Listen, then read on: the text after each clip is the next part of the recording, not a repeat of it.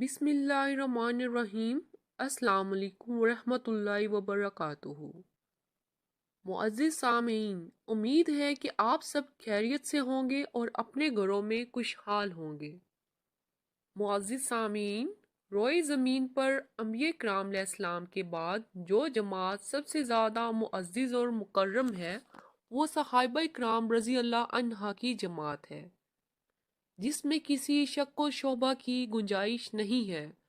फिर सहाबा किराम में जो शख्सियत सबसे ज़्यादा अफजल और लायक ताज़ीम है वो अमीरुल मोमिनीन सैयदना अबू बकर सिद्दीक रज़ी अल्लाह अन्हा की ज़ाते गरामी है।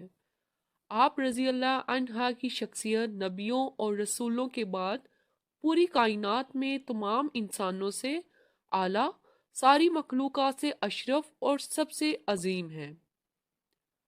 आपका नाम नामी अब्दुल्ला है, वालिद का नाम उस्मान अब्बू का आफा, अबू बकर कुनियत है, सदीक और अतीक आपका लक़ब है। वाक़िए फ़ील से 2 साल 4 माह कुछ दिन बाद आपकी विलादत हुई। आपका शजरा नसब 7वीं पुश्त में हज़रत रसूल करीम सल्लल्लाहु अलैहि वसल्लम से जा मिलता है। आप रज़ी अल्लाह अन्हा पहले खलीफा राशिद हैं। आप रज़ी अल्लाह अन्हा साबिकीन अव्वलीन और अशरा मुबशरा में से हैं। आप रज़ी अल्लाह अन्हा मर्दों में सबसे पहले इस्लाम लाने वाले हैं। आप रज़ी अल्लाह अन्हा ने दीन के लिए अपना तन मन लगाया।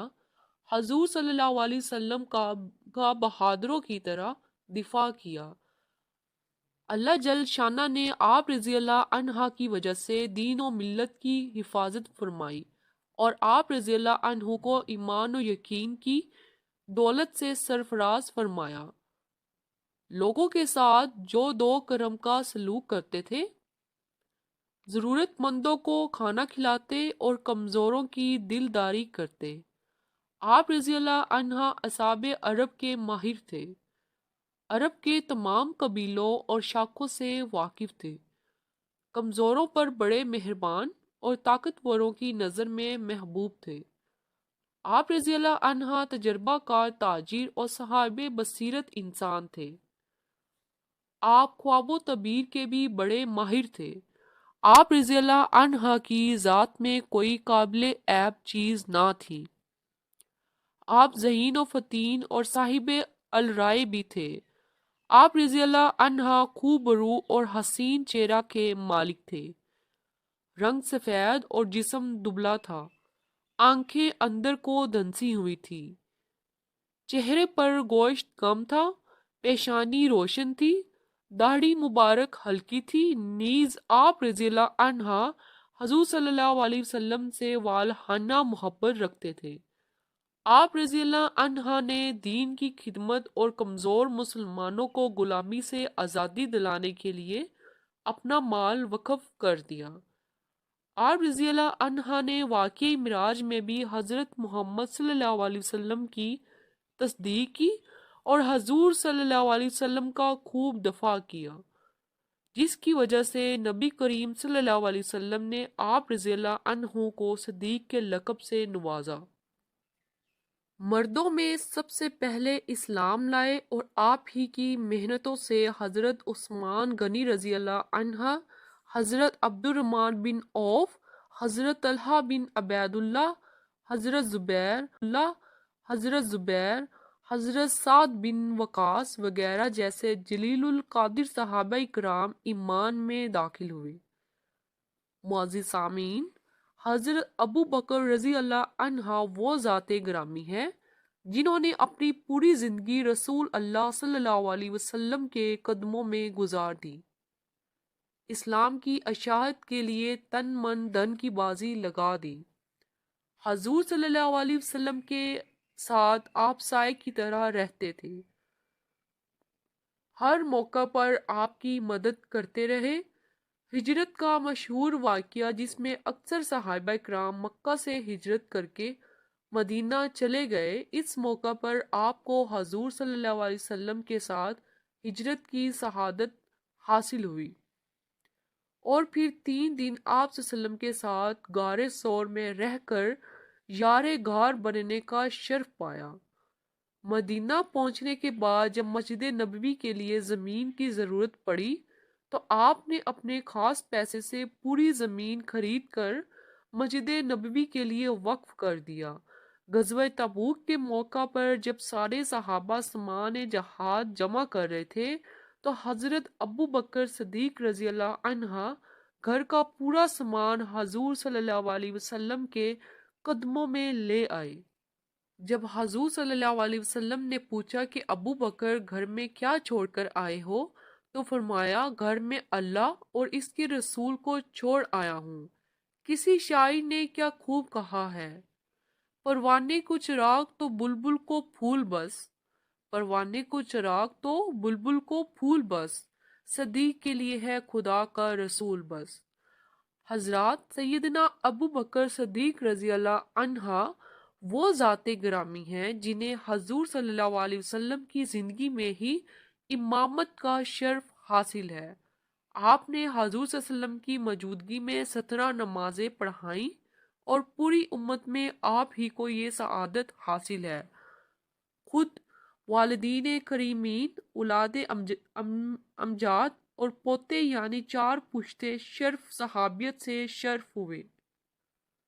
آپ صلی اللہ علیہ وسلم کی وفات کے بعد آپ ہی سب سے پہلے خلیفہ بنائے گئے، اور جب حضور صلی اللہ علیہ وسلم کے انتقال کے بعد ارتداد کا فتنہ کھڑا ہوا، زکوٰۃ و صدقات کا انکار کرنے والا گروپ تیار ہوا، ایک طرف بادشاہ روم کی طرف سے مدینہ پر چڑھائی کی تیاری تھی تو دوسری جانب جھوٹی نبوت کا دعوے دار مسلمہ کذاب مدینہ کا گھیرا بندی کر رہا تھا۔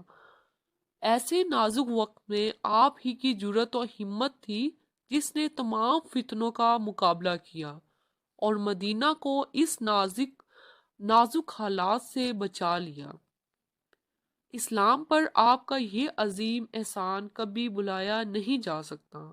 معزز سامعین، یقیناً سیدنا ابو بکر صدیق رضی اللہ عنہ اسلام کے سچے خادم اور رسول کریم صلی اللہ علیہ وسلم کے سچے جانثار تھے۔ آپ صلی اللہ علیہ وسلم کا فرمان ہے کہ میں نے سب کا احسان چکا دیا ہے، لیکن ابو بکر صدیق رضی اللہ عنہ کے احسان کا بدلہ قیامت کے دن اللہ تعالیٰ ادا کریں گے۔ آپ کی مدت خلافت کل 2 سال 4 ماہ ہے۔ 22 جمادی الآخر سن 13 منگل کی رات مغرب و عشاء کے درمیان اسلام کا یہ عظیم آفتاب و مہتاب غروب ہو گیا۔ وصیت کے مطابق آپ کی زوجہ محترمہ حضرت اسماء بنت امیس رضی اللہ عنہ آپ کو غسل دیا اور حضرت عمر رضی اللہ عنہ نے نماز جنازہ پڑھائی اور رسول صلی اللہ علیہ وسلم کے پہلو میں مدفون ہوئے۔ اب ہم حضرت ابو بکر صدیق رضی اللہ عنہ کی زندگی کے کچھ اہم واقعات بیان کرتے ہیں۔ اے ابو بکر، آپ کے ساتھی پکڑے گئے۔ جب کسی نے آپ رضی اللہ عنہ کو یہ خبر دی کہ اے ابو بکر رضی اللہ عنہ، آپ کے ساتھی کو مشرکین نے پکڑ لیا ہے، آپ برہنہ سر دوڑتے ہوئے بیت اللہ شریف پہنچے تو دیکھا کہ مشرکین نے رسول اللہ کو ایک جگہ پر گرایا ہوا ہے اور آپ پر ٹوٹ پڑے ہیں اور حضور صلی اللہ علیہ وسلم کو تانن کہہ رہے ہیں، تو وہی شخص ہے جس نے کئی معبودوں کو ایک ہی معبود بنا دیے ہیں۔ تو حضرت ابو بکر صدیق رضی اللہ عنہ نے اپنی جان کی بازی لگائی، کسی کو دھکا دیا اور کسی کو مارا، اور پھر فرمایا تمہارا ستیہ ناس ہو، کیا تم ایک ایسے شخص کو قتل کرنا چاہتے ہو جو کہتا ہے میرا رب اللہ ہے اور تمہارے پاس تمہارے پروردگار کی طرف سے واضح دلائل بھی لے کر آیا ہے۔ آپ کی زندگی کا ایک اور اہم واقعہ بیان کرتے ہیں۔ ابو بکر رضی اللہ عنہ کی ایک رات عمر رضی اللہ عنہ کے سارے خاندان سے بہتر ہے۔ صبح سویرے کچھ لوگ بیٹھے ادھر ادھر کی باتیں کر رہے تھے۔ ان باتوں میں سے ایک بات یہ تھی کہ وہ حضرت عمر رضی اللہ عنہ کو حضرت ابو بکر صدیق رضی اللہ عنہ پر فوقیت اور فضیلت دے رہے تھے۔ یہ بات اڑتی ہوئی امیر المومنین حضرت عمر بن خطاب رضی اللہ عنہ تک پہنچ گئی۔ چنانچہ حضرت عمر رضی اللہ عنہ دوڑتے ہوئے آئے اور لوگوں کے ایک بڑے مجمع میں کھڑے ہو کر فرمایا، خدا گواہ ہے کہ ابو بکر صدیق رضی اللہ عنہ کی ایک رات عمر کے سارے خاندان سے بہتر ہے۔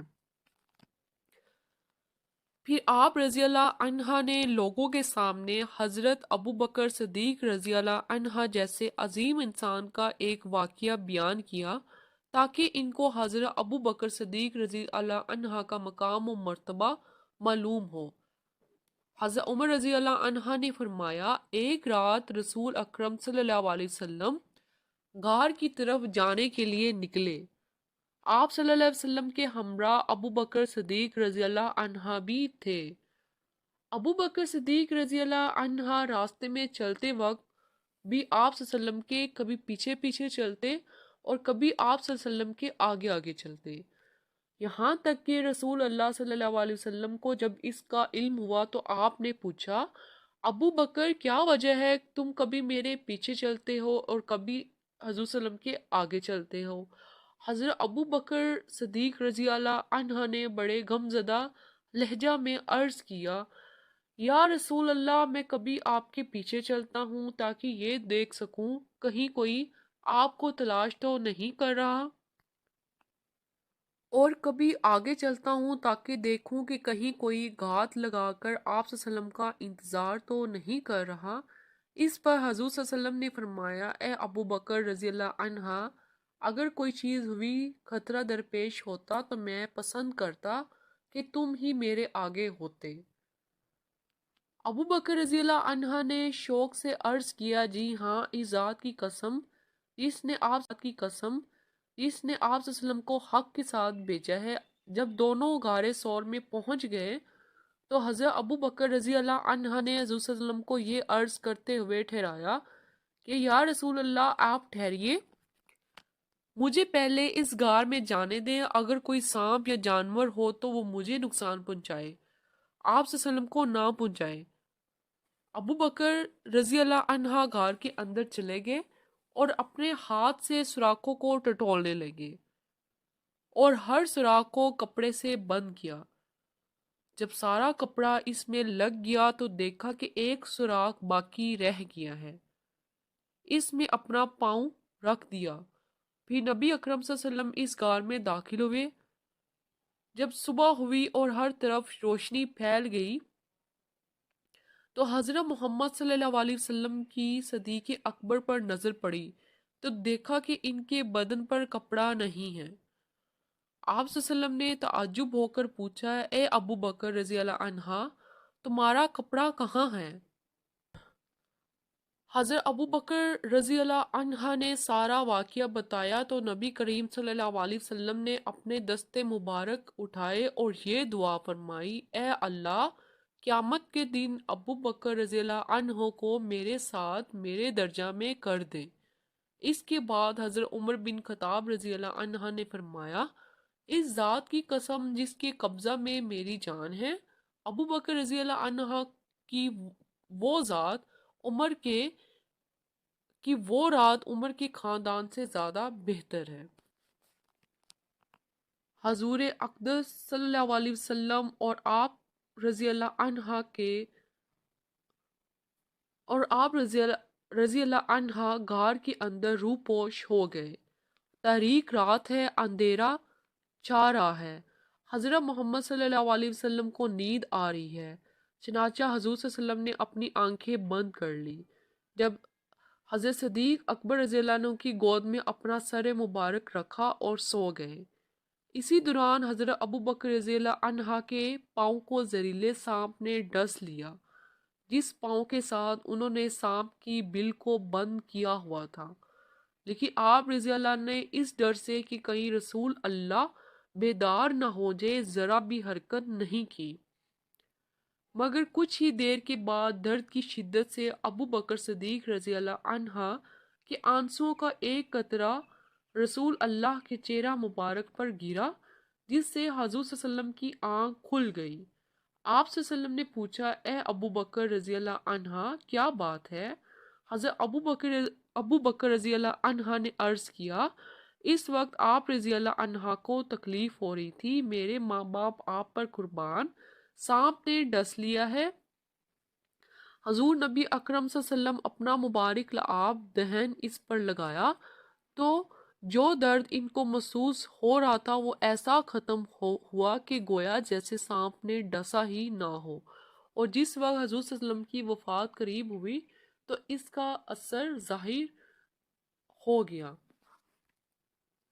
اب ہم ایک اور واقعہ بیان کرتے ہیں، غم نہ کرو اللہ ہمارے ساتھ ہے۔ ادھر شرک کے زہریلے خطرناک سانپ اور کفر کے سردار شیاطین حضور اقدس صلی اللہ علیہ وسلم اور آپ صلی اللہ علیہ وسلم کے یار غار کی تلاش میں تیزی سے نکلے، ہر مقام پر ہر جگہ پر گئے، یہاں تک کہ جبل سور پر آ پہنچے اور اس غار کے دروازے کے پاس آ کر کھڑے ہو گئے، جس غار میں حضور صلی اللہ علیہ وسلم اور ابو بکر صدیق چھپے ہوئے تھے۔ ابو بکر صدیق رضی اللہ عنہ کی ان پر نظر پڑی تو گھبرا گئے اور پریشان ہوئے کہ کہیں یہ لوگ حضور صلی اللہ علیہ وسلم کو دیکھ نہ لیں۔ رسول اللہ نے ان کی طرف دیکھا تو ان کا غم ختم کرنے کے لیے آہستہ آواز میں فرمایا، غم نہ کرو بے شک اللہ ہمارے ساتھ ہے۔ ابو بکر صدیق رضی اللہ عنہ نے سہمی ہوئی آواز میں کہا، اگر ان میں سے کسی نے اپنے قدموں کی طرف دیکھا تو ہمیں ضرور دیکھ لیں گے۔ حضور صلی اللہ علیہ وسلم نے جواب میں فرمایا، اے ابو بکر صدیق رضی اللہ عنہ، تمہارا ان دو کے متعلق کیا گمان ہے جس کا تیسرا خود اللہ ہو۔ حضور صلی اللہ علیہ وسلم نے نماز پڑھنے لگے اور دعا کرنے لگے۔ اب ہم ایک اور واقعہ بیان کرتے ہیں، میں اپنے رب سے راضی ہوں۔ حضرت ابو بکر صدیق رضی اللہ عنہ پھٹے پرانے اور بوسیدہ عبا پہنے رسول اللہ صلی اللہ علیہ وسلم کے پاس بیٹھے تھے۔